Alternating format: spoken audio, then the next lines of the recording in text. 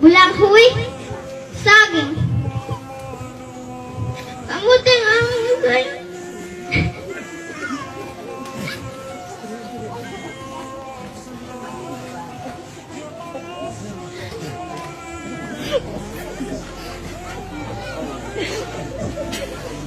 Ang among salita. Apan sa pinabringa pa maagi. Uy nga po ng among pangangan. Ang nagpala mga friend.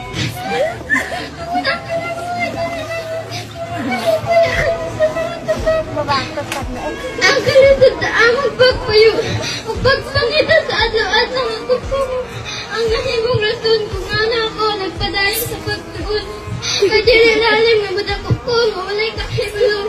Para sa ako ang edukasyon usa sa pinaka-importante nga aspeto sa kinabuhi sa tao. Kini mao ang gasa nga makahatag kanato og dakong kahigayunan para sa kaayuhan sa atong kaugmaon. Bahin man kini sa akademikong katapos, teknika nga abilidad, umura nga kaisog.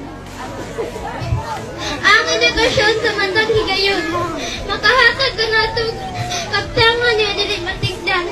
Ang edukasyon mo ang pundasyon sa atong kaugmaon.